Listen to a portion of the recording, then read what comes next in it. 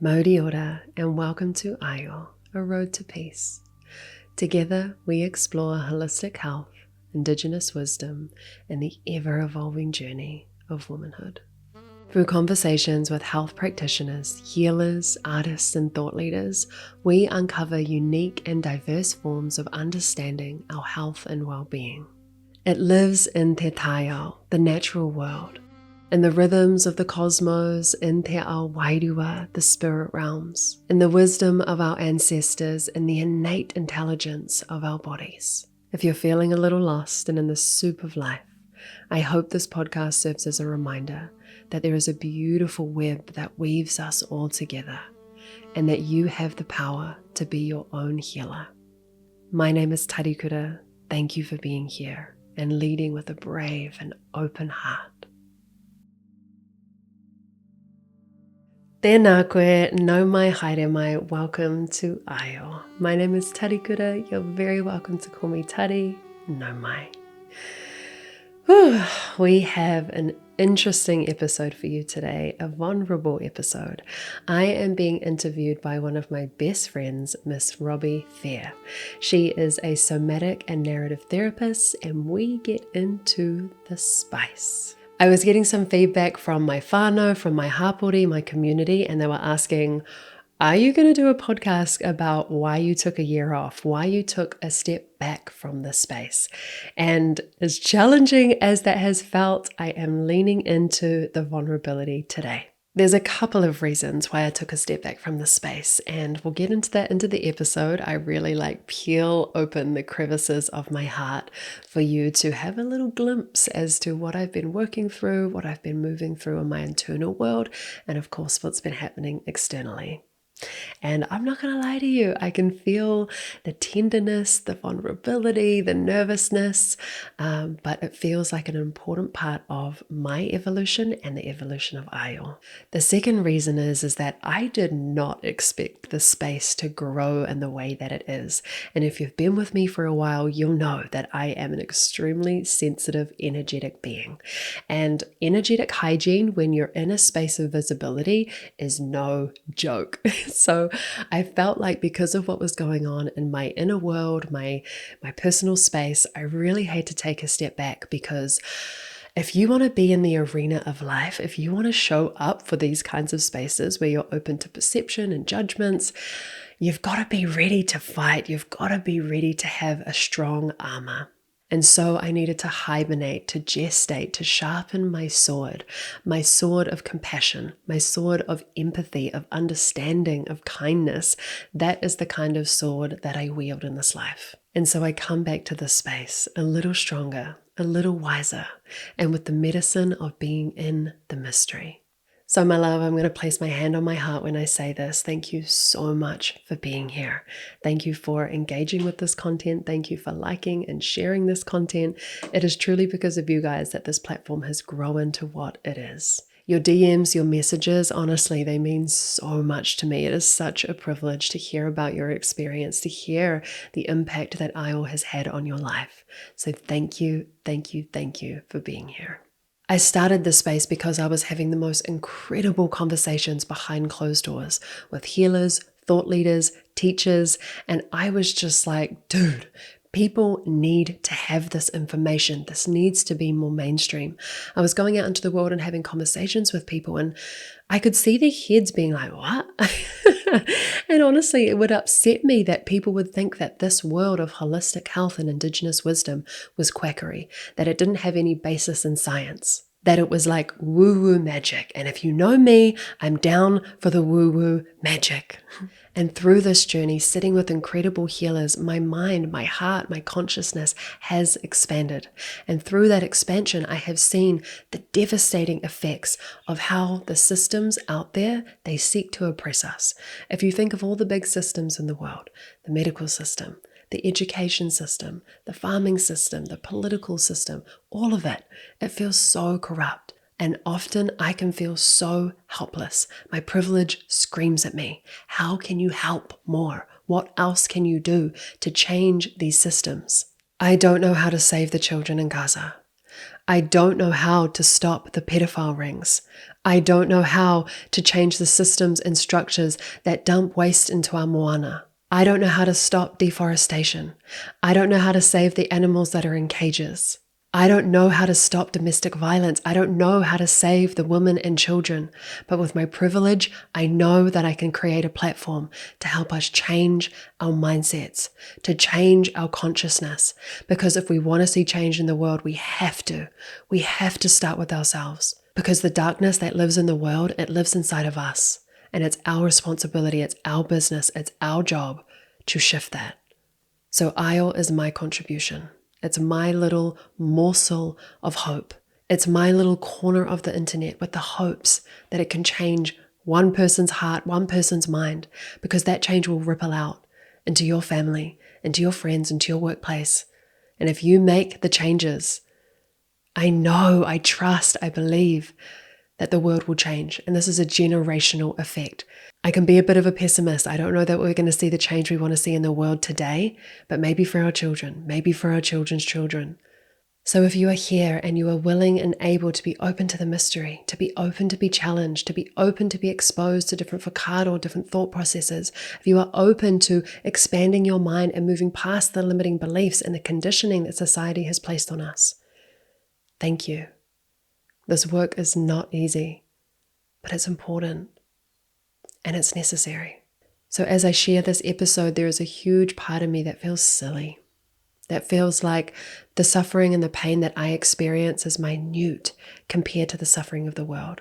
But I have never been in the business of shaming my emotions and my expression. And I hope that there are nuggets and pieces of wisdom in this episode that help you feel less alone on your journey. Because when I listen to podcasters and they are sharing vulnerably about their experience, that's what makes me lean in. It's not so much about the tool or the practice. I just want to hear people's hearts. There's such a resonance when people share from their hearts, when they share their truest form. And I don't know what all the answers are, but I know what truth feels like. I share this episode so that you can get a small glimpse into my world, so you know who you're aligning with when you're listening to this podcast. And yes, there is a huge part of me that wants to say there is so much context, there is so much detail that wasn't included into this podcast. We've only got like an hour and a half, guys. But I'm going to trust that you have the expanded consciousness to know that. And what I've shared with you is just the tip of the iceberg. Excuse me, honeys, while I take a sip of my cacao. Actually, perfect timing. I would love to tell you about this absolutely delicious blend because it was gifted to me by a dear friend, and this cacao is called Rising Cacao, and it was created by a beautiful medicine woman and herbalist named Isla. And it's crafted with such love and reverence for lineage, land, and woman. It's infused with chaga, lion's mane, rose, and cinnamon. And no shit, gals, I'm on like 2 cups a day at the moment. It's in powder form, so it's super easy to use. And she's offering IEL listeners 15% off. Fuck, I can smell it. So good. She's offering IEL listeners 15% off. So head over to her website at earthwoman.nz and use promo code IEL15. That's AIO15. And I will link that in the show notes. So if you're keen to try a new cacao, this one is definitely worth a go. In the first part of this episode, I offer a life update, sharing some pieces that I've been traversing through over the last year. We then dive into PMDD and mental health, which has been a huge part of my journey over the last year. It's important to say that there is a mention of suicidal ideation. There's no details, but if you are someone that is moving through this at the moment, firstly, honey, I'm so sorry. And secondly, please take extra care while listening. And thirdly, I hope that you have the support that you need. And if you don't, please reach out. My DMs are always open. We then talk about the power of friendship and community. How painful it can be if you're in relationships that don't feel super juicy, and how beautiful and liberating it can feel when you do land friendships that feel like soul connections. I placed a pretty spicy boundary in a group chat with the gals, and it was a pretty big catalyst for me really owning my needs and my boundaries. And then I share a bit about building a business around a podcast, some money mindset stuff. So if you are building a business while still wanting to remain in your integrity, I'm sure that piece will be super supportive. If you want more Ayo goodness, we have an online rongoa Māori course with Awhina Henry of Awhiora Rongoa. It's a beautiful course if you're wanting to learn the foundations when working with rongoa Māori safely and effectively. We have beautiful meditations and guided journeys, so head over to our website at ayothepodcast.com. We're on Instagram at ayothepodcast. And if you want to follow Robbie, she has some bangers on Instagram at Robbie No Fear, and her website is robbiefear.com. She offers one-on-one sessions, group programs, live and online events, and let me tell you, her work is profound. I've assisted on multiple of her retreats, and the transformation I've seen is honestly out the gate. She is such a master facilitator. I'll pop all of our links in the show notes. Thank you for being here. I hope this episode serves you. And if you enjoyed it, please share it with a friend or a family member or on social media. This hugely helps the growth of our podcast and may guide people to the medicine that they're looking for. Nā ku te whiwhi. It is my honor. Mauri ora.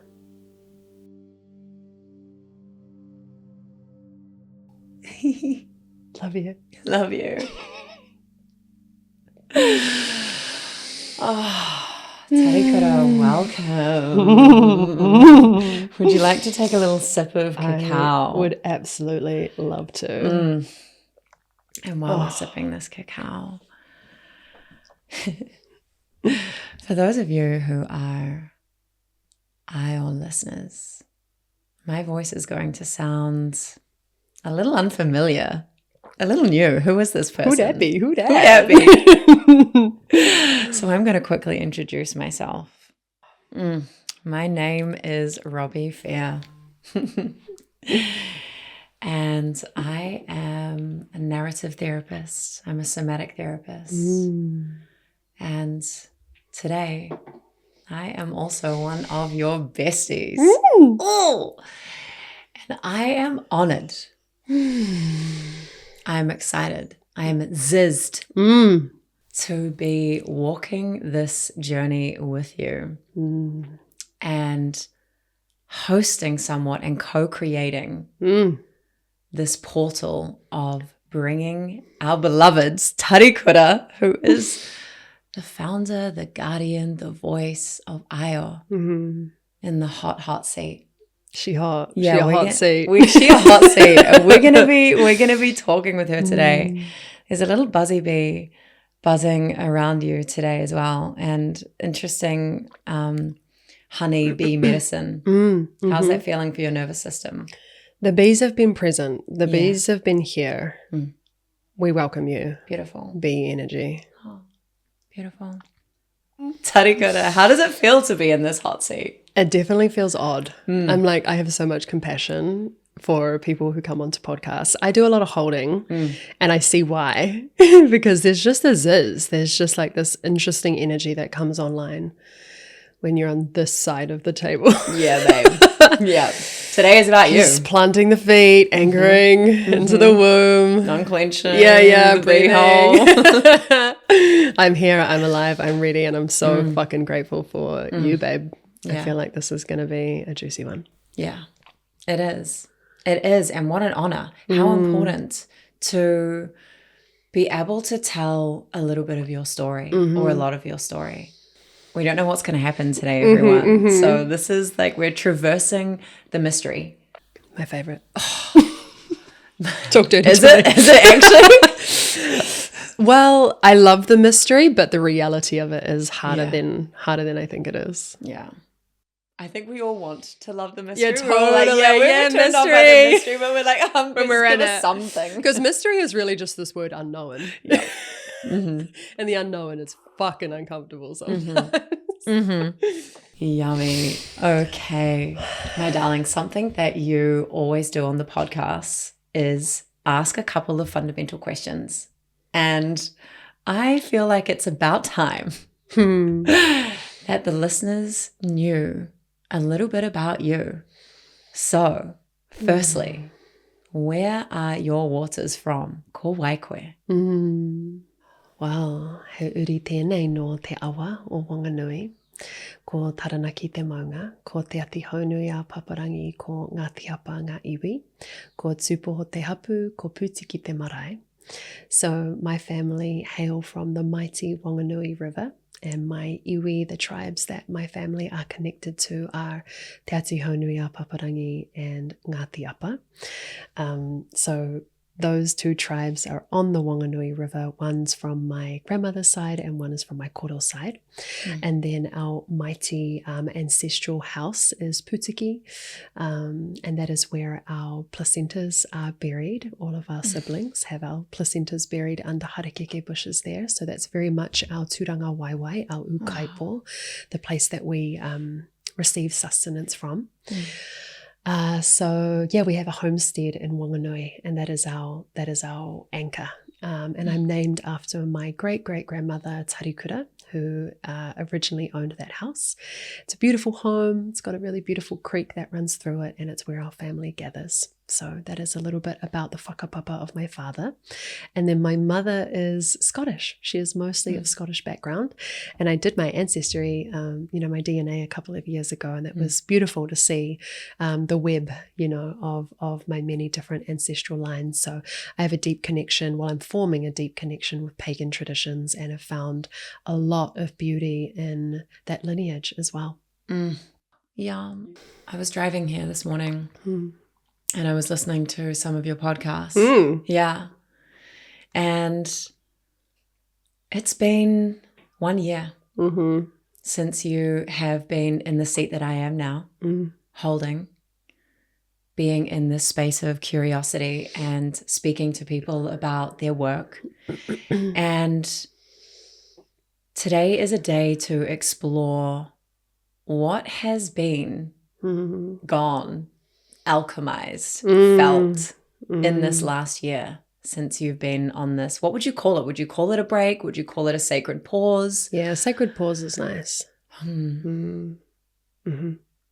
So we would love to hear from you about this year, this journey. And I know that there's going to be pieces not only from this last year that we're going to traverse today, but what else has informed? What are you coming in with today? What are you leaving behind as you welcome a new chapter of Isle? Thank you, darling. Yeah, just acknowledging the edginess of taking up space, because it is such a big part of my tikanga and my process to not take up as much space when I'm holding. So it's really interesting to allow myself the space to speak to my world and to my inner landscape. Yeah. So as I feel into that question, I'm like, well, it's so multi-layered, and yeah, this has been a big fucking year. This has been a year of shifting so much of my foundations, my identity, my belief systems, my outer landscape, and also my inner landscape. So much has changed. So... And when we say year, we're not just talking about the start of 2026, everyone. Yeah, no, I mean like from, where are we? June last year is when I developed PMDD, which is Premenstrual Dysphoric Disorder. And it's an extension of PMS, so it affects women in their luteal phase. And what's tough about it is, like, when I say premenstrual dysphoric disorder, it sounds terrifying. And that's because it is. It's such a ruthless disease, because it really taps on the doors of mental health. That's essentially what it is. It's an extension of PMS, and it moves more into the mind, and it affects the neurotransmitters that are serotonin and dopamine. And we know that serotonin is our happy hormone, and dopamine is our reward hormone. So I was battling with some pretty severe mental health in my world. And there was just like a series of events that led towards a complete combustion of my life.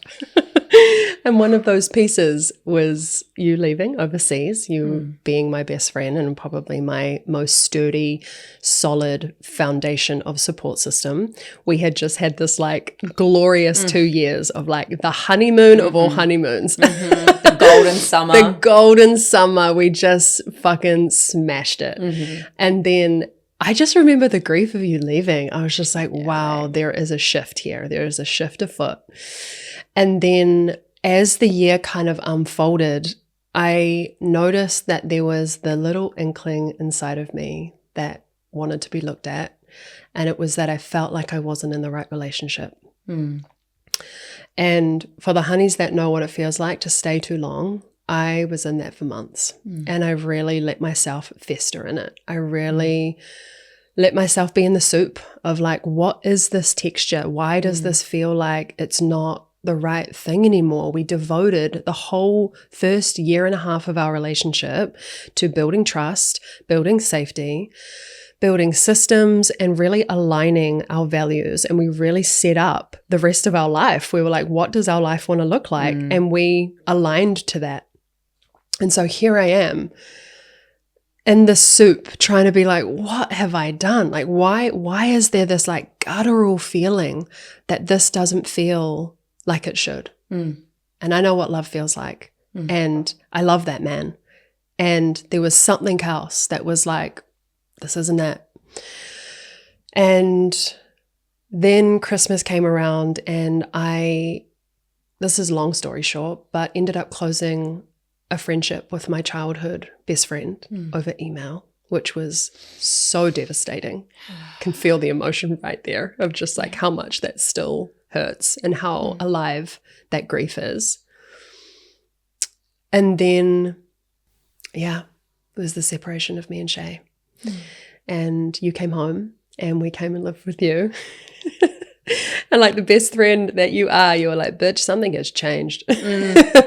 And can I share what you said? Yeah. It was so spicy. And this was the thing that like woke me out of the spell. You were like, your somatic energy shifts around him. You make yourself small in his presence. And I honestly, the wind was knocked out of my body. And it made me realize I can't keep doing this. I've clearly created a prison for myself, and there's something about this dynamic that isn't serving me anymore. And so we decided to very gently uncouple, and we've been in the process of conscious uncoupling for a couple of months. And fuck, it has bottomed me out, dude. It has been such a painful experience. And then because I was working with his company for a year and a half, we were like, how are we going to work this through? And so we gave it about a month and we were like, are we going to be able to make this work? And then the goddess had another plan, and the job or the project that I was working on was no longer going to happen this year. So pretty much overnight, I lost my job. And so within the span of a year, I left a relationship, closed my relationship with my best friend, one of my best friends, was really struggling with my mental health, lost my job. So all the pillars, all my foundation had been like completely swiped out from under me. Not to mention the whare, the house that we so carefully curated. We moved out and we were kind of nomadic for about 6 months, which may not sound like the biggest deal, but I am someone that is rooted in land and foundations. So that definitely played a big role in that sense of uncertainty, you know? Wow. When you layer it like that, you're like, whoa. Yeah. Get a therapist. It feel to like get a therapist? As you hear yourself say this back, what do you notice in your body?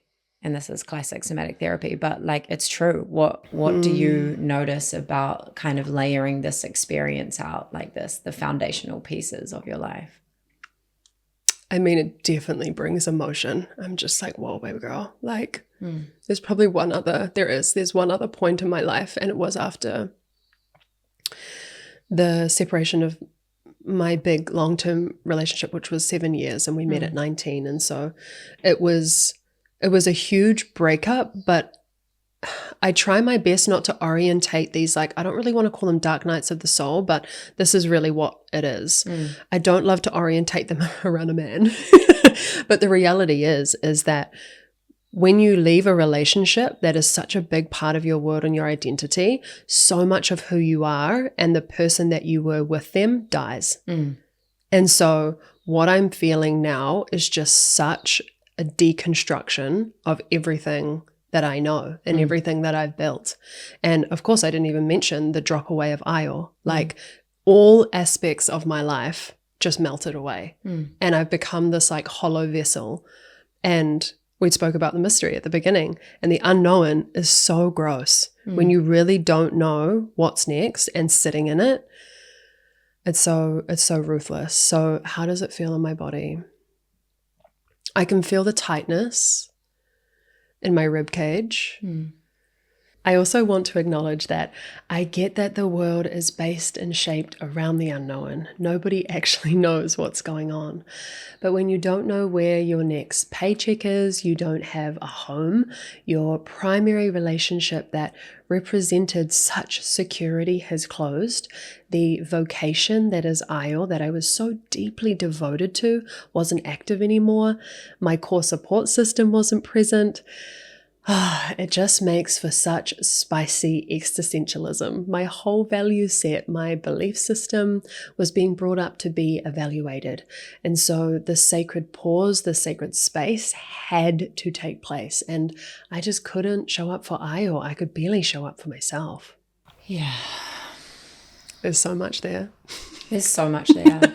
And like, I just have to reflect on, you know, my own experience of going overseas. And, you know, when you're the one going overseas, you're kind of, everything is new and exciting.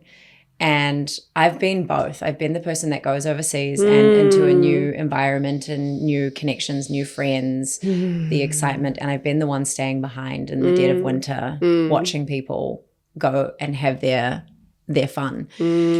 And I guess what I want to share is coming home after 8 or 9 months away and re-meeting you again and viscerally feeling like I couldn't quite grasp you in the essence that I had left. Does that make sense? Totally. Like, and the nature of life is that we change and we grow and we move and we shift.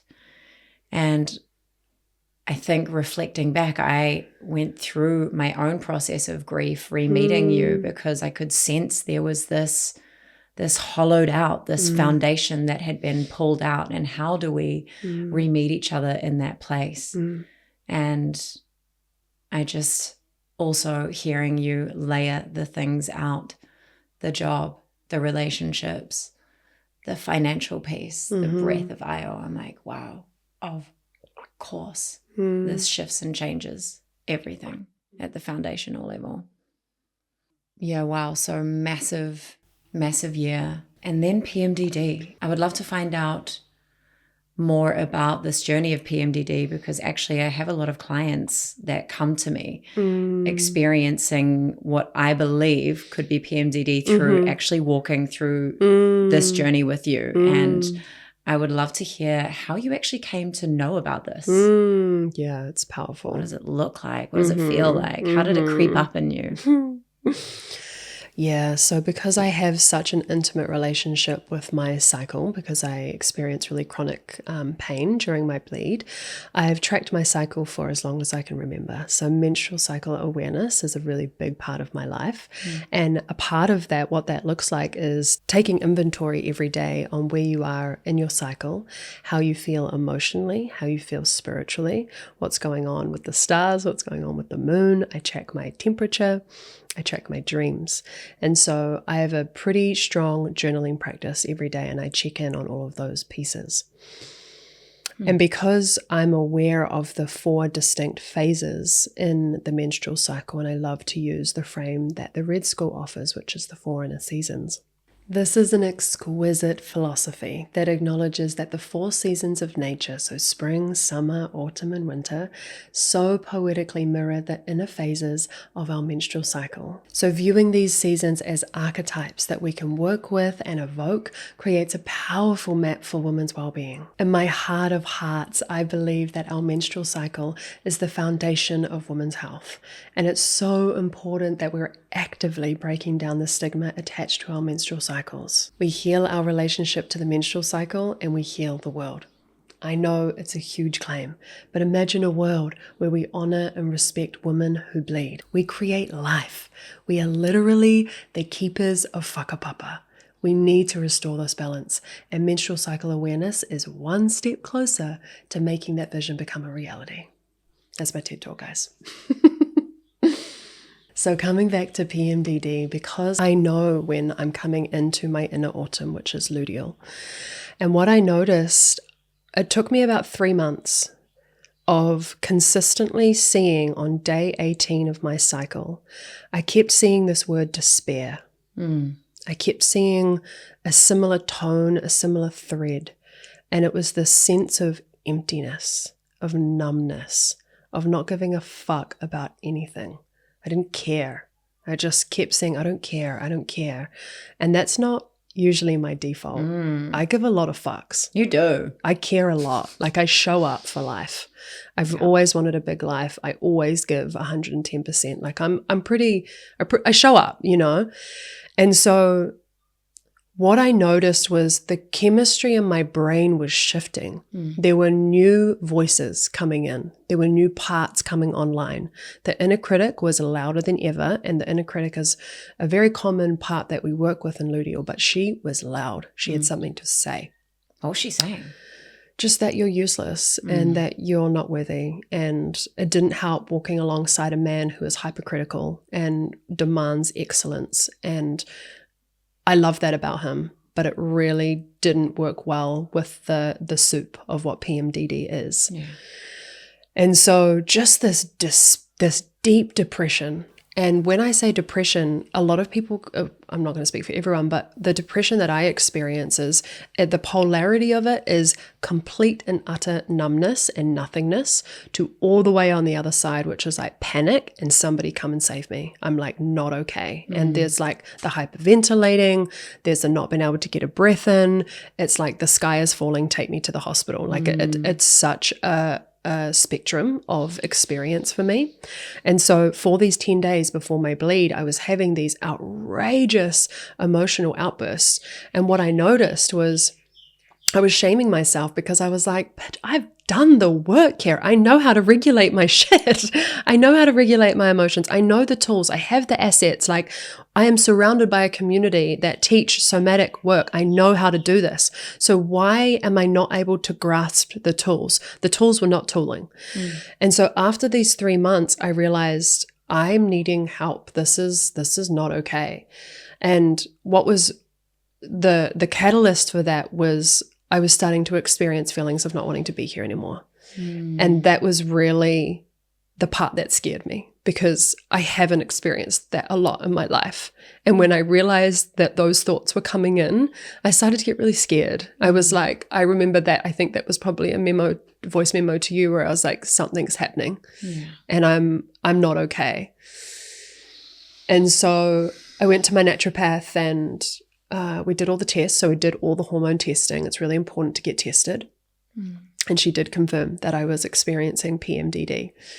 And I actually work really well with a diagnosis, like that really supports me. And I know that that's not true for everybody, but for me, it helped me make sense of my experience.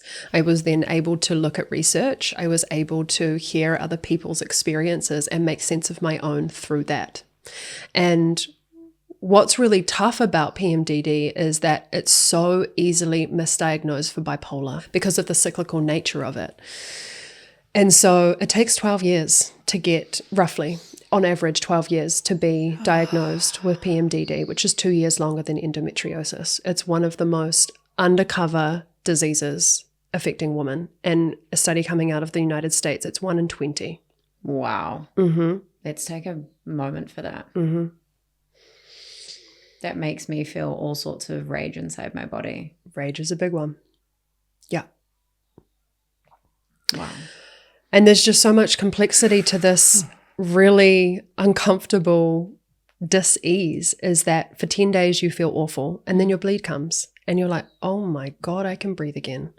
And the mind chatter slows down and you can connect back to the heart and you can finally get back to that gratitude list that generally is so supportive throughout the rest of the month. But during that 10 days, you laugh at you're just, it's laughable. The coming into like gratitude, you're just like, it feels like there's someone lying to you because it just feels so far from the truth of what's going on inside.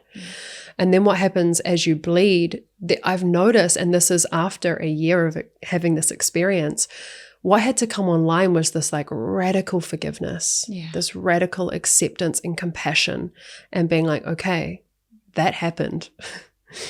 That was wild. That was 10 days of being in the furnace of such utter pain. And then your cycle continues and this weird sense of amnesia happens and you kind of forget. You're like, oh, God is good. We're good out here. Like, life be life. And you come to spring, to summer, you're sexy, you're cute, you're flirting with life. And then day 18 comes and then it happens again and you relearn the whole thing again.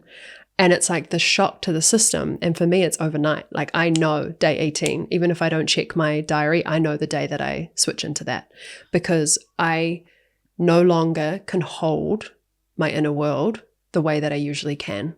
And there's been a lot of shame around that. I've really felt like I've had to work with the part that's like not blaming me for not having the tools to move through that.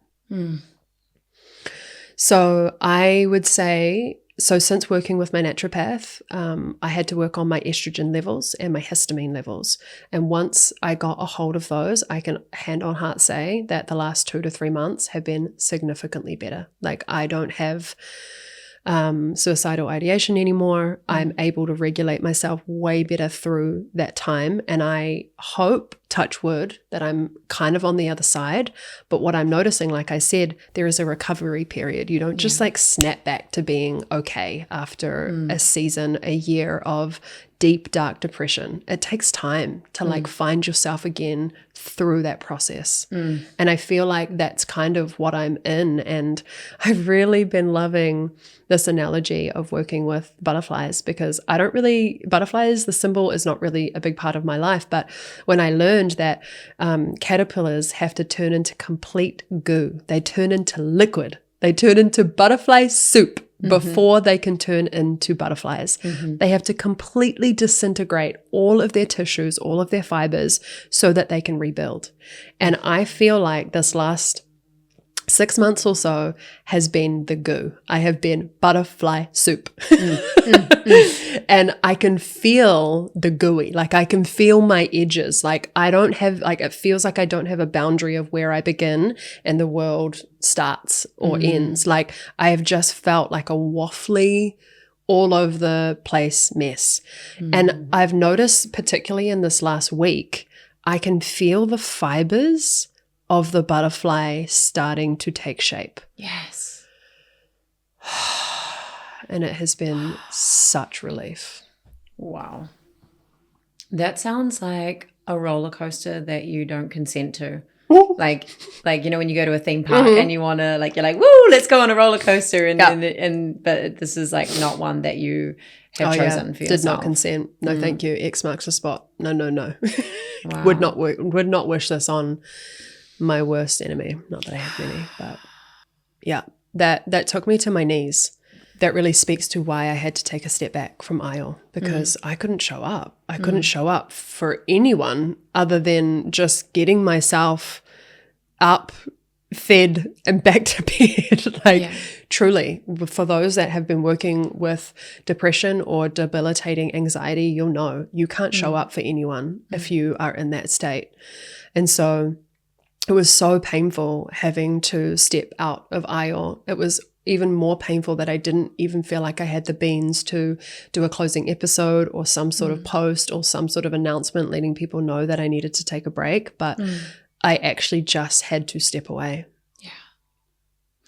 Gosh, and I can imagine, and I would love to know, like, how do you come to notice the formation, the beginnings, the threads of this butterfly start to emerge? I'll tell you, girl. Yeah, God, I had a spicy one come up. How much do I want to go into that? Give it to us, give it to us, give it to us. People, so... Okay, well... Should we try and see? Yeah, let's give it a hoon. You know, our life is very spicy. It is. And it's all the people in our life are very spicy. And our friends and our community. Yeah. So... I think I can just name him because everyone knows it's Shay. But as me and Shay were uncoupling and he was moving out of our whare, he asked if he could move in with some of our dear friends. And our community is extremely overlapped. We are all very good friends. And at the time, I was honestly so desperate for him to get out of the whare and for us to move into the new iteration of us that I sort of waved it away. And I really... wish that I planted my feet and really sat with my heart and actually felt into the repercussions of what that would be. Because this whare that he's moved into is very much a central hub for our community. And so our friends all move through that space very frequently. And what I noticed, I was feeling really triggered by all of the people spending time with him. And when I say people, I mean my dear sisters who had been holding me in the depth of my grief as I've been raging on the sheepies and just crying and really feeling the depths of the grief. I've been held in our beautiful community of women. And then as these women started to share space with him, I started to realize that I was getting really triggered. And there was like, I could feel it straight away, the teenager part of me that was like, oh, I feel betrayed. Why are they picking him? Blah, blah, blah. None of that is true. There is no picking going on. I knew that logically. I knew that they weren't being malicious. I knew that very clearly, but there was something going on in my soma, in my heart, that was like, I feel deeply uncomfortable because I'm having to step back from Shay. I don't get to spend time with him and I fucking miss him every moment of every day. So why is it that others get to enjoy his company? And as I say it, I realize there's shadow in that. But the truth is that's how I felt. That's the truth of how I have been feeling. And I've noticed that there's been little comments in my field of people being like, oh, Shay said that funny thing, or oh, Shay was wearing that thing, la la la. And I noticed all these little micro triggers. And I was going, if we were at a gathering, I'd go into the bathroom and I'd be like, bitch, breathe, it's okay.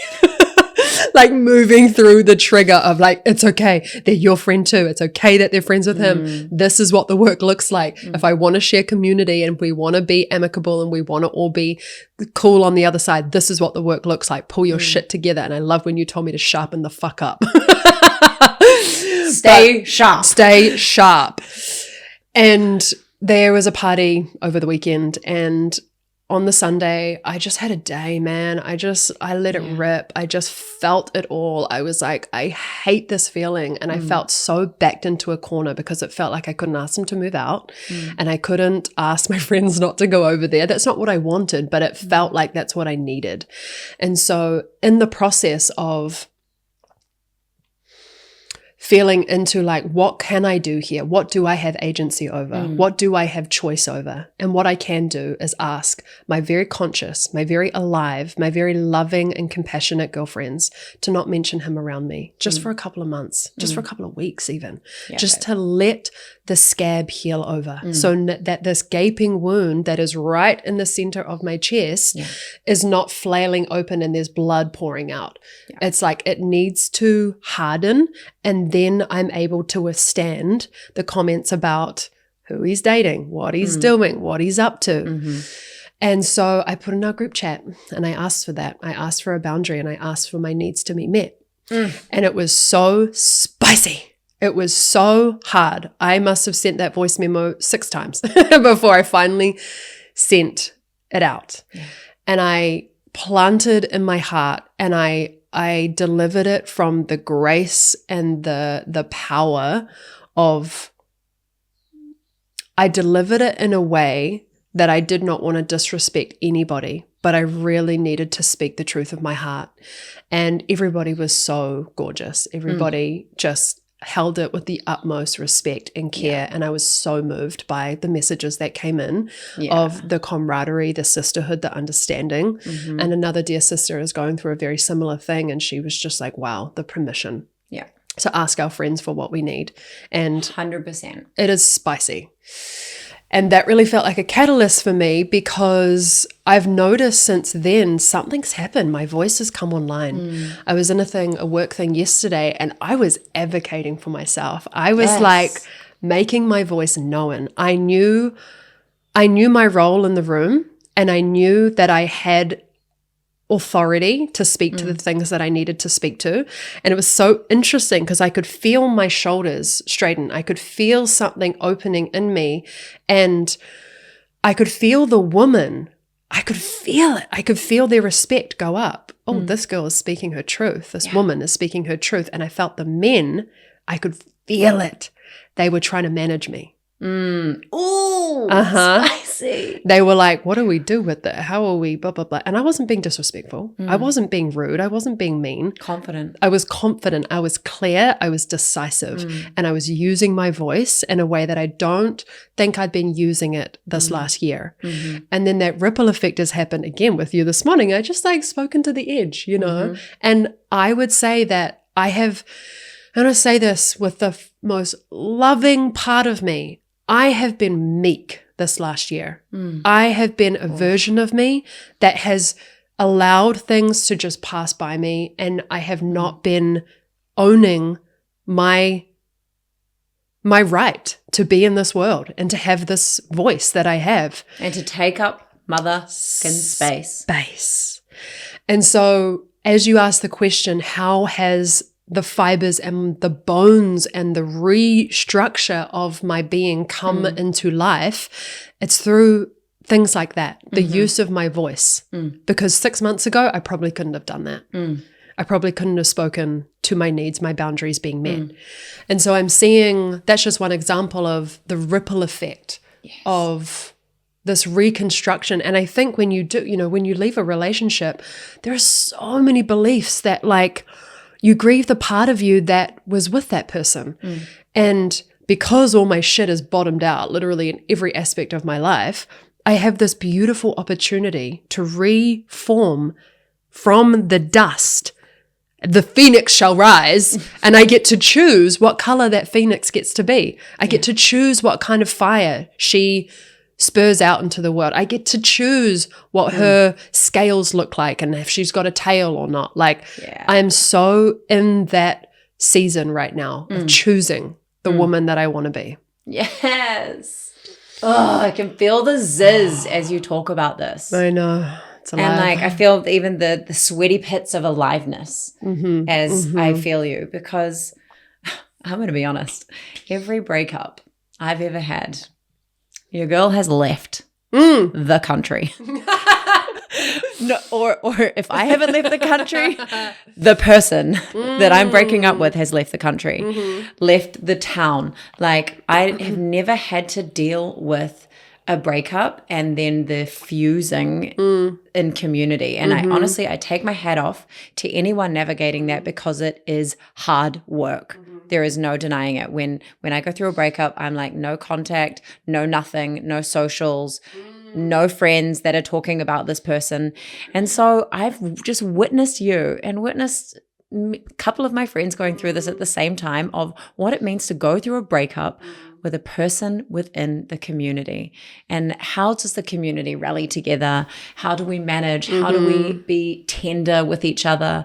And also speak our boundaries and our needs, because I feel like we're all so here for the conversation of how to move through this together. And the togetherness is the thing that I really want to like also bring to life here is you can do all the manifestations and all the Sarah Blondin. I know she's your homegirl. She's my girl. You can do all the journaling on your own. You can do all of the self-practices. Yeah. But the reality is, and this is how the nervous system works and this is how the brain works, if you are not able to put into action the things that you are practicing in your internal world, in your own space, in the presence of others, in the presence of a witness, then they're just going to bop and pinball around your internal world and never actually take shape, never change at the level of the nervous system, at the level of the fucking cells here. And so something big happens. And something big happened yesterday when you sent that message in the group, because it moved from your internal world, and this is something that I need to fix, into this is something that we get to fix together, and this is what I need and I'm calling in. And that, I think, allows your system to begin to arrange on a deeper level. Like, this gets to be your baseline now. Community healing is your kink. Talk and dirty to me. I absolutely have been leaning more and more into that, because this feels like the first community where it feels safe to do that, and that I can trust that everybody is resourced enough to not take what I have to share as an attack. Yeah. You know, I really trust our women to hold themselves through that. Oh. And that's such a gift. Yes. Truly. We've got some epic friends. We do have some epic friends. And I think what makes epic friends and epic sisterhood is vulnerability. And again, it's like that whole, like, okay, you can try to heal yourself. I don't even like those words, but you know, go through your journey of repairing the parts of you that have been so broken down. But until you actually allow those parts to be seen and witnessed by people, and then the unshaming gets to happen. Yeah.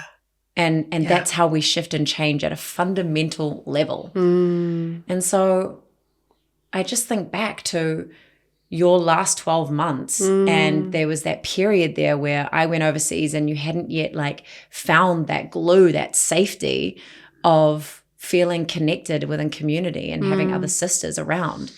And I'm like, wow, of course that felt. And I just think how important that would have been on the journey, and how you get to experience that now, and how that supports a whole new level of growth. Not just growth in here, like at the mind level, but growth in the body. And that informs how you then show up, how you behave, this whole sense of your identity of who you are now. Who are you now? I think what also comes up, like I can hear the listener being like, well, I don't have community. And I just want to like really tap on that, because fuck, it's painful.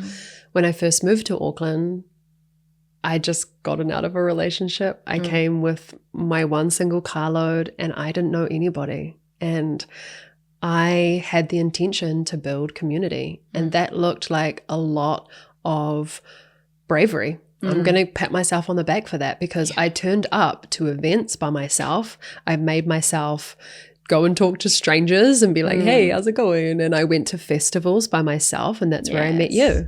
I literally went to that festival. I drove to that festival by myself. I left that festival by myself. I tented by myself.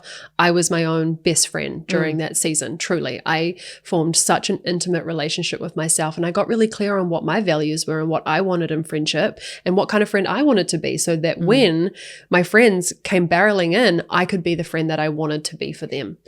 And so I just really want to hold the hearts that may be sitting there being like, I've got like one good friend or maybe two, but the sense of community might feel really foreign for people. And I know how painful it is when I feel like all through my 20s, like I wanted nothing more than the girl group. You know, I didn't really have that in high school. You see all the movies, you see all the friends that like have the girl group, the squad. I remember the squad was a really big thing in high school. And I really grieved not having that. And I look around now and I'm like, wow, the squad I have is on. Yeah.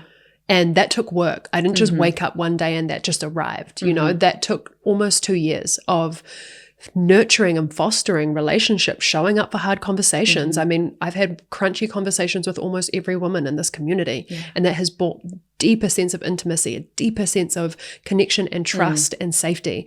And that's what it takes if you want to come into this richness, this depth of friendship. You have to show up. And like you say, vulnerability is so at the core of that. Totally. Vulnerability leads to such deeper intimacy in relationships, and that is a hill I am willing to die on. It's like, get a t-shirt, girl. Yeah, I feel like a line is coming out. It's true. And that's such a good point for those that don't feel like they have community, or those that feel like they have community but that they're not aligned. What about the honeys that have friendships and they're not feeling fully safe, they're not feeling fully met, or there's something out of alignment? And I think that's such a big piece as well, like transitioning friendships, closing friendships.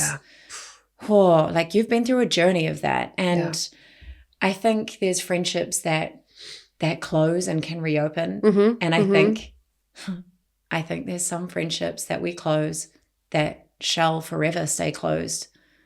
There's some communities that I'm now no longer a part of that really reflects my evolution. And I want to also normalize that closing of friendships and communities and that transition is so important and can sometimes allow us to really reshape ourselves into this new identity. Who are we now? And you know, we are the sum total of the 5 people we spend the most time around. So who are we spending time around? And do we feel like, yes, with these people? Do we love how they feel? Do we love how they make us feel? Yeah.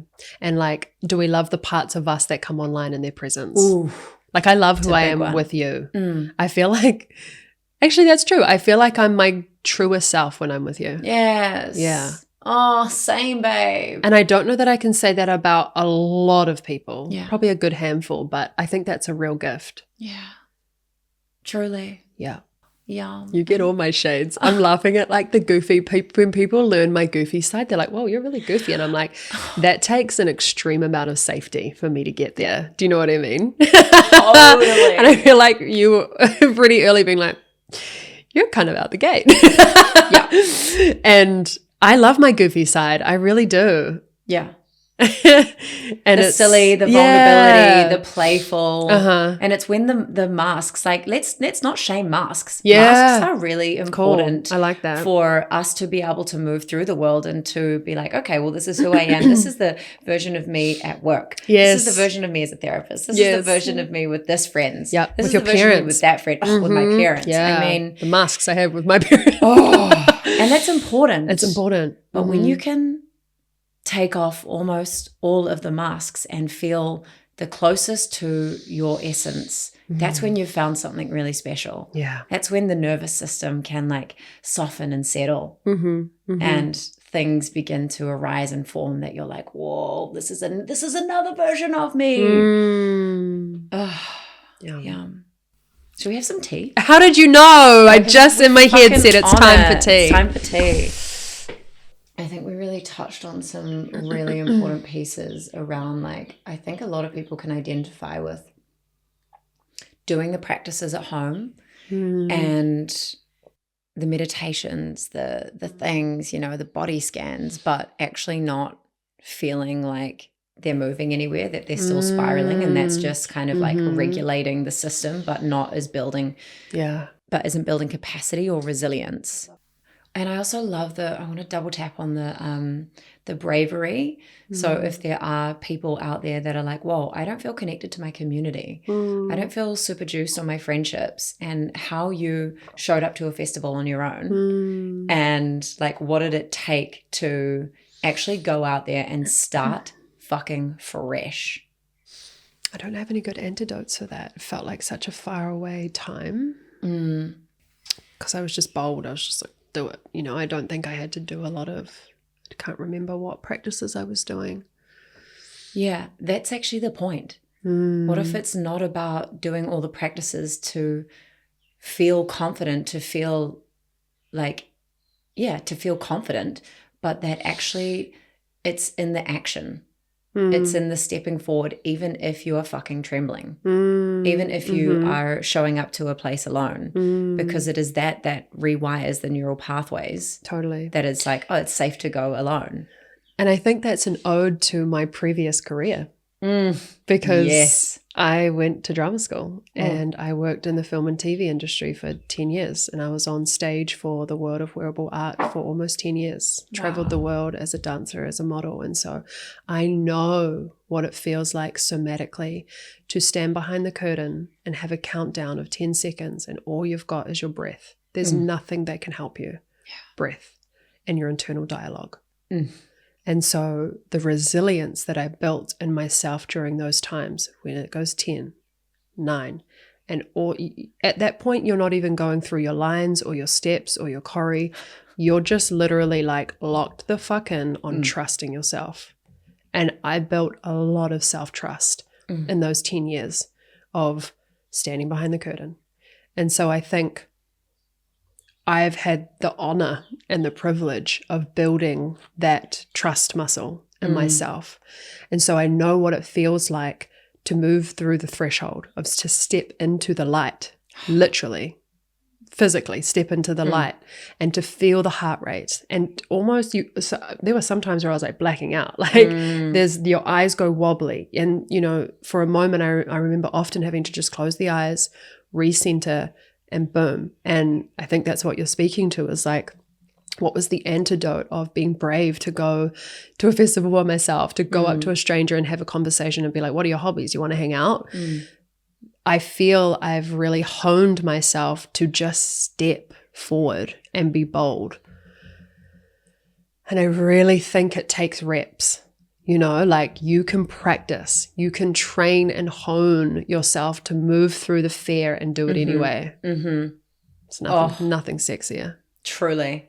Taking the first step. Because sometimes it's like the ruminating in your internal world and in this quiet of your own reality. And then what does the first step look like?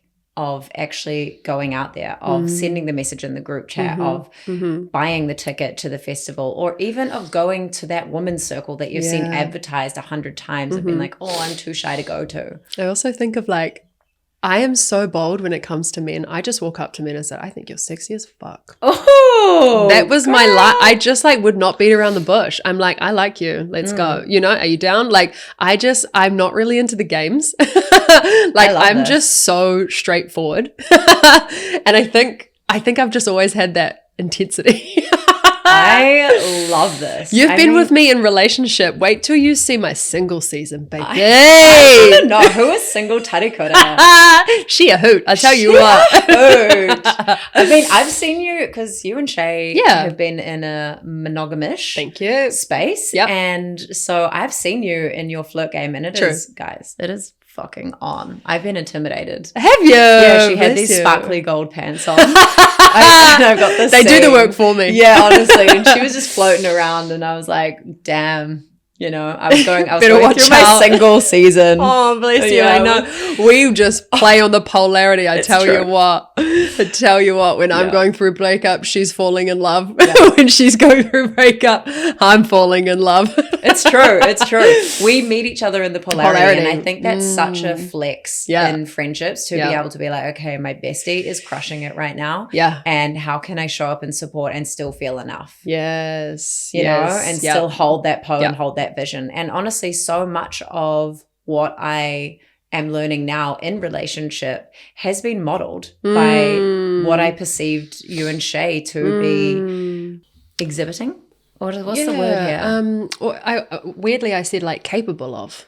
Yeah. Like of what the human is truly capable of. I mean, he stretched me in ways that I will never really be able to put into words. Like, he is the most secure man I've been with in the sense that his jealousy meter doesn't really exist, and it showed me a different way of relating. Wow. His holding, like he just has this holding, this energetic holding that was so profound, nothing that I ever felt. It wasn't so much, I mean, yes, it was an action. He was very much like, had Documents his grid. Guy. Yeah, he had his grid tight, but it was more a sense of, it's a feeling that my being felt safe to rest in him. Until it didn't. Yeah.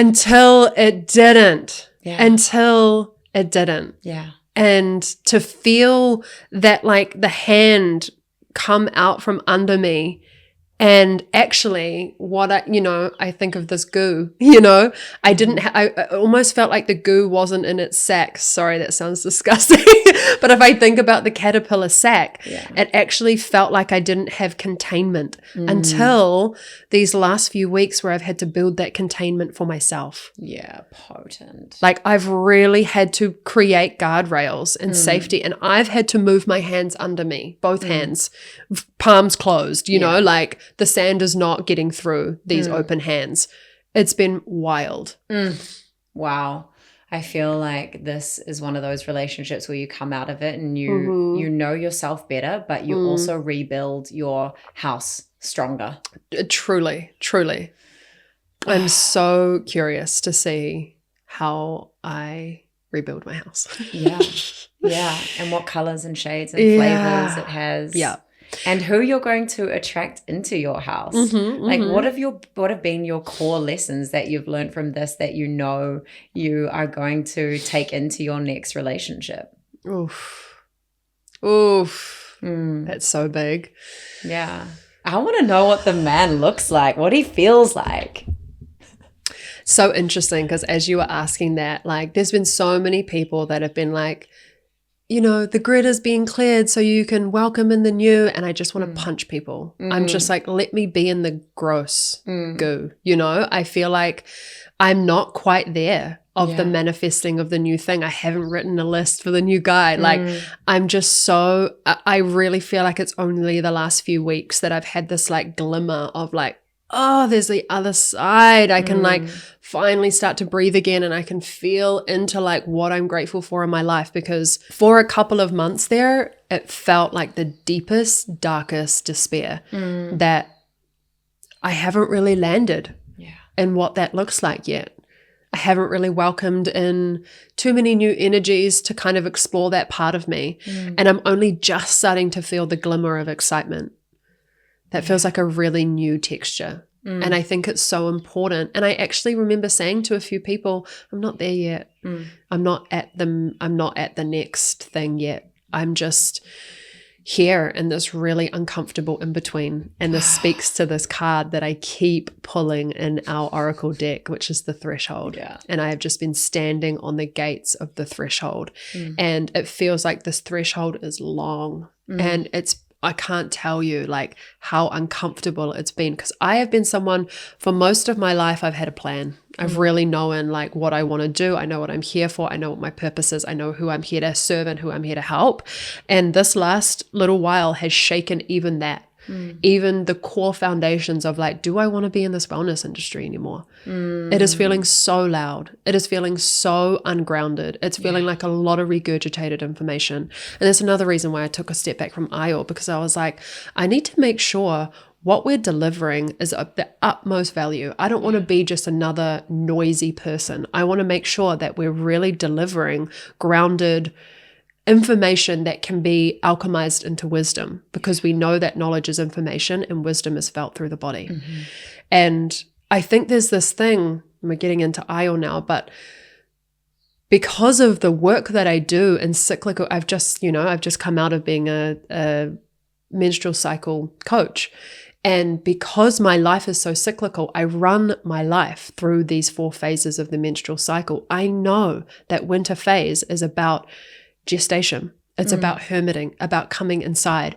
And so why would I not allow IEL to have that as well? She is a force. She is a being. She is a goddess of her own. And she is a force that moves in and around me. And she has her own mind. She has her own kind of trajectory. And seasons as well. And seasons. And so it makes total sense that she has a moment of rest and a moment to kind of reflect on the last 2 years. We had a huge 2 years. I never thought that this podcast would turn into what it did. I thought we'd do 10 episodes and that would be that. And it would just be a place for me to express what I was really interested in at the time, which was holistic health and Indigenous wisdom and the beauty and the dynamic nature of how alternative medicine can help people. And I think there is a shadow side to just the constant producing. And I really let her have a break. I really let her have a rest. And that's been really important to claim. Oh, so needed. I mean, I remember this moment so viscerally. I was going for my walk out in nature, and you were on the phone, and I could hear your whoops across the valley. And I was like, that's Tuddy. I was like, what's she up to? What's she whooping And about? for everyone who doesn't know, I won a gold, a silver, and a bronze medal in the New Zealand Podcast Awards. Wow. And so, yeah, I just feel like it's important to acknowledge this like really kind of huge moment that is. And then, wow, like a tide and a big wave that comes up also needs to come back out. And this rest, this pause, this re-evaluation, not just of yourself, but of the entity of Io and who she's here to serve and what she's here to do. And I just love hearing about this new chapter because I feel like she is a being that continues to call you and everyone that comes on this podcast into integrity, into this full embodied channel of what we're here to talk about and what's important. I know no other entity quite like this. She really is a force. Yeah. I'm intimidated. Rightly so. She humbles me in ways, and she wakes me in the middle of the night and slaps me around and says, no, not that direction. That's this direction. Wow. You know, she really... And I think this is an ode to like at the beginning when I was sitting so deeply in ceremony with her and calling in this energy, you know, I really personified her. And I think this speaks to my work in the archetypes and with Atua Wahine. Like I really understand the power of recognizing energetic expressions and how they play out in not only our internal world, but in the greater universal world as well. And as we started to develop, and I say we because this isn't just mine, you know, Amanda has such a big part and play in this. Shay has had a huge part. My previous partner, Tama, who was at the conception and the birth of this, like this is a collective effort. There's no way that it's just me holding this. Like I have sisters all over the place holding different aspects of it. And I feel like pieces of their consciousness go into what this being is. And it's been so beautiful and powerful working with Amanda, who's come in and she holds these incredible shamanic spaces where we journey in and just hold space and listen to what Aya wants from us. And she often just so clearly leads the way. Yeah. And it's been really powerful to work with her in that way and sort of see her as this entity outside of me and that she has a brain and a heart and a force of her own. Totally. And I think that's actually such a foundation of Te Ao Māori is that it's a collective effort. And that's something that I feel I learn as a Pākehā New Zealander about this more community aspect and this less individualistic way of living and moving through and even working. Right? Like how do we merge, meld, co-create, collaborate? And how are we not all doing this and all living like this?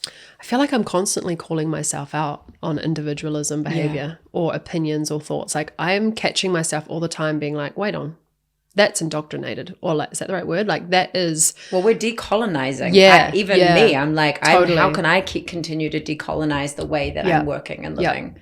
It's humbling, to be like, whoa, why am I doing this in a way that feels individual? Well... conditioning, totally, patriarchy, totally. We're rewriting the script here. Yeah. Another cup of tea. And a pee. Can I go pee? Tea and a pee. Yeah. Oh, so babe, looking ahead to this next chapter, I'm so excited because I feel like I've been witnessing. You've just finished your menstrual cycle course, and you're now building some juicy courses. What else is on the horizon? What are we looking forward to?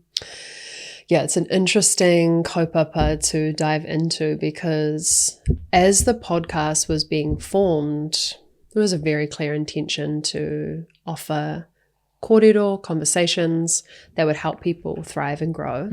And as I've seen how much I've enjoyed this space and how much this space is needed, it's become very clear to me that I've wanted to build a sustainable business that supports this space. Because for the first year or so, I was the one pouring in my putia, my resources into the space to bring it to life. And then as people were coming in as advisors, they were like, is this sustainable? And I was like, absolutely not.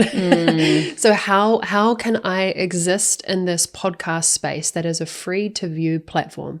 People receive this for free. People come onto the podcast for free.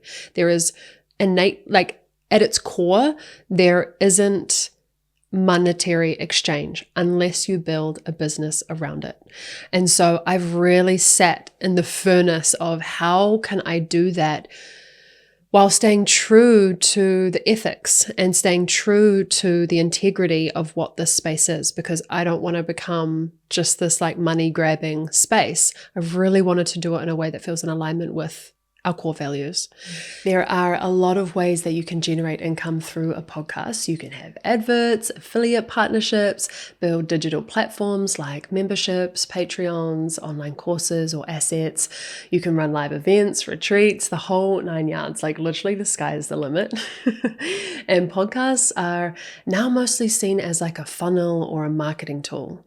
So they are often like one limb off the business. And Ayo did not start that way. She was never created with those intentions. I genuinely wanted to share profound conversations I was having with healers behind closed doors. And as I said, as this space has been growing, it's been needing to become more sustainable. I've needed to like really open my horizons and build a business around it if I want to keep doing this mahi. So it feels really important to also acknowledge the funding. So there are a few funding bodies in New Zealand. So New Zealand On Air, Creative New Zealand, Te Mangai Paho. I haven't applied to any of those funding bodies, but I did receive the business startup grant from Work and Income. It's $10,000 for essential startup costs. So if you're wanting to start a business, it's definitely worth checking that one out. You definitely have to like jump through some hoops, but I would hope that you would expect that to receive some free money. And in the second year, we decided to give sponsorships a good jam. What sponsorships can look like is that people pay for advertising on the podcast. And so I was like, how do I do this without sounding disgusting and cringy? Because when I listen to some podcasts, I'm like, oh, skip. Like I don't often want to listen to the advertisements. And so it was really important to me that we formed really clear, honest, beautiful relationships with our funders and with our partners. And so as I started to build what that would look like and onboard partners, I went and break bread with them. I met their families. I went to their homes and built foundational relationships with them to make sure that our values and our ethics aligned. And so whenever you hear us talking about a product or a kaupapa, a company, you can know that it has been through the antenna of my being, and I have run it through what my value set is. And if you've listened to the podcast, I'm sure you can get whispers of what that is. And so we work with a range of brands, like from small grassroots businesses to more established businesses. But I've really wanted to pull away from like the big corporation brands. That's just not really our flavor. So that's one way that we have been trying to monetize, and some of it's been successful and some of it not so much, because New Zealand is such a small community. It's not like being in the States where you're exposed to like literally millions and millions of people. So it's just a different scope here. And then we moved into building our first online course, and we did this in collaboration with Awhina Henry of Awhiora Rongoa. We built a Foundations to Rongoa Māori. It's an online self-paced course, and that was great. I loved it. I loved collaborating with her, and we had the intention to become like a production house for collaborators. And I do feel like we'll continue to explore that pathway, because I enjoyed that so much. And now I'm currently building a course around building an intimate and loving relationship with our ikura, our menstrual cycle. That is such a deep passion of mine, and it's feeling so juicy. It's really lighting me up. And I've been recording meditations and really starting to build our product suite. And girl, if I could do that full time, I would. I love it. My creativity is it's so beautiful. And then last year we were on track to build an online membership.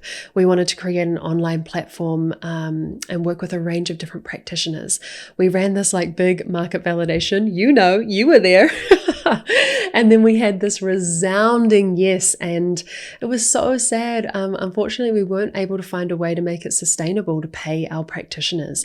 And I've come from an industry that basically expected people to work for free for exposure or time for print, and I just couldn't bring myself to contribute to that narrative. People need to be compensated for their work. And sadly, we just couldn't find a model for that to work, which was super disappointing. After months of being all in on it, I was designing the back end, the whole thing, and basically overnight from the market validation, we realized that it wasn't feasible. So we had to put it down, and that was devastating. I'm really hoping that we can pick it up in the future.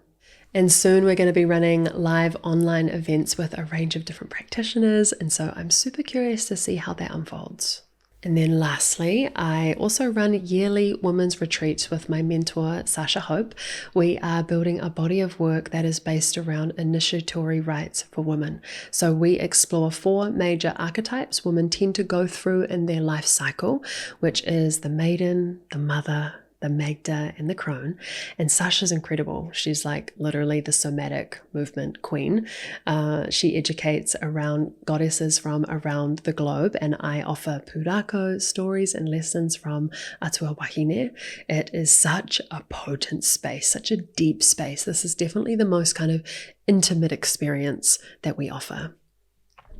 And what's been really tough is pushing up against the narratives that we shouldn't really be charging for this kind of work. The wellness industry, girl, it is so bizarre. And I'll say it, I feel like Te Ao Māori have textures of this too. And it's been a really tough line of not wanting to contribute to capitalism, but also really needing to be reciprocated for our work.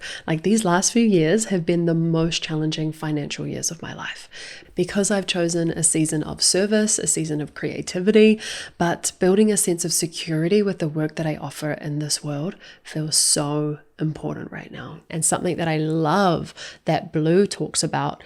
And this really helped shift something in my mind. I really remember whoa, that hit the spot of when she is teaching, she's not charging people for the mātauranga, the wisdom that is shared. That is, you can't put a monetary value on that. That is literally untouchable. That is the most sacred, important wisdom.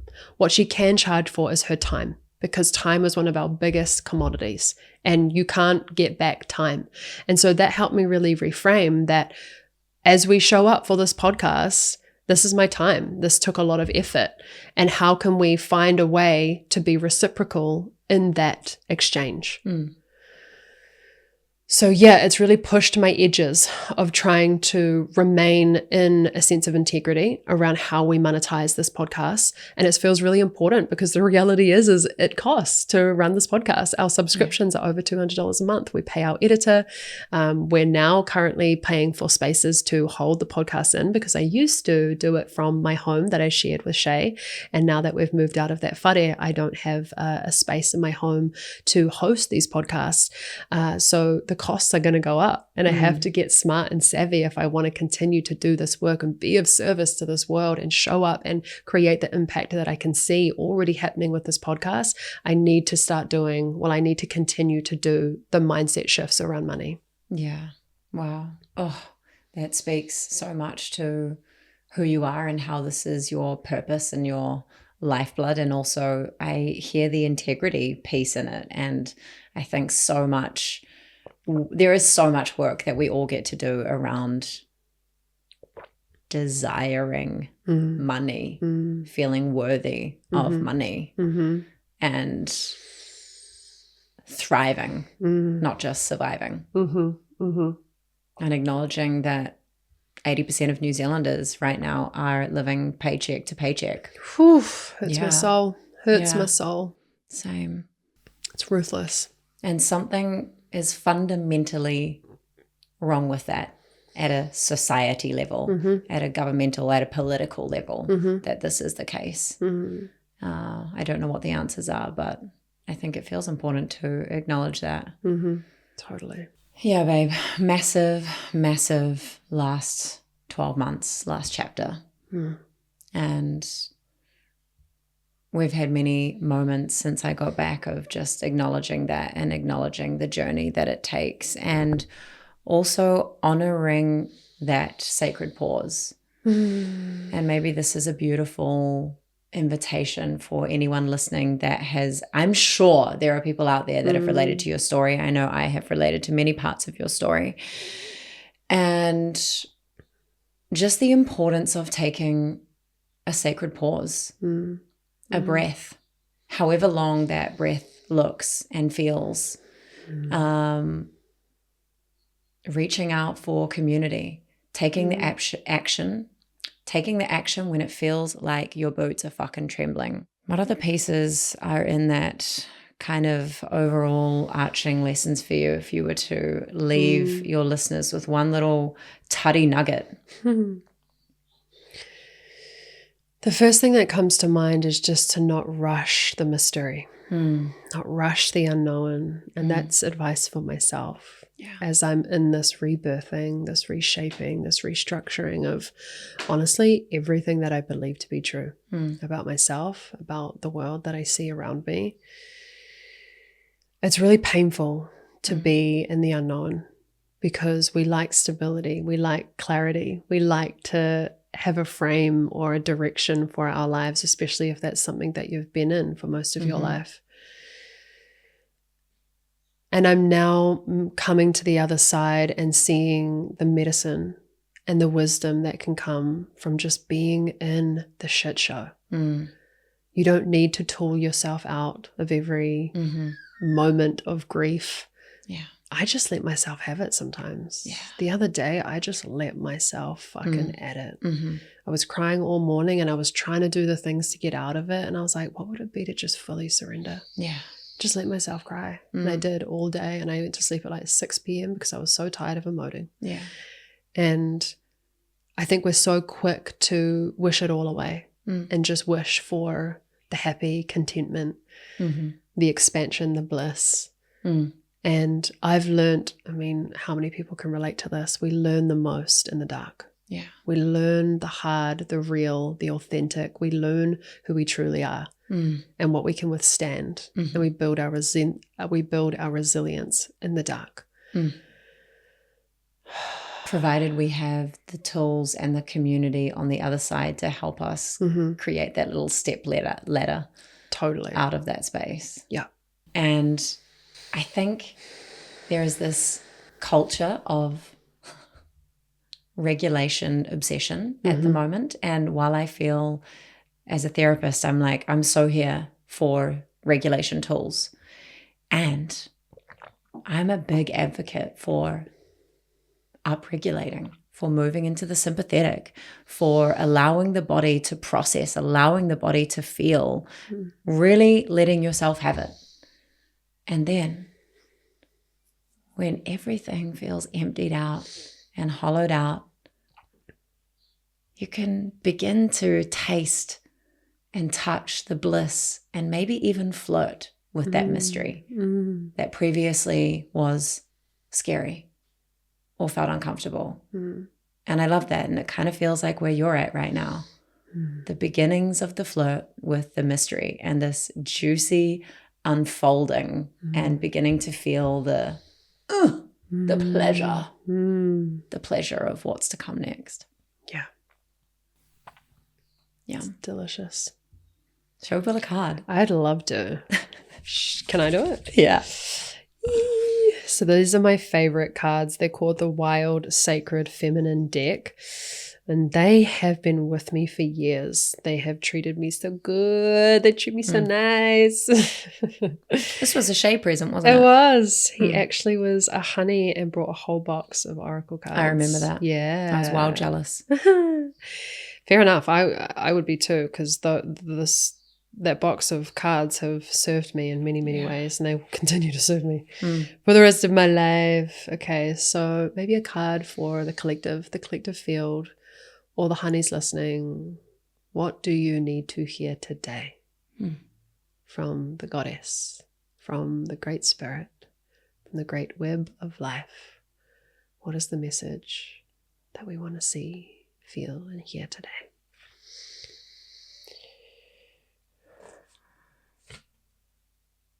Ooh, mystic. Ooh. Devotion. Yes. I'd love to read it. Yes. Let's do it. Mystic is a goodie. Oh, can I see the Yeah, artwork? she's Let me hold gorgeous. it. Look at her.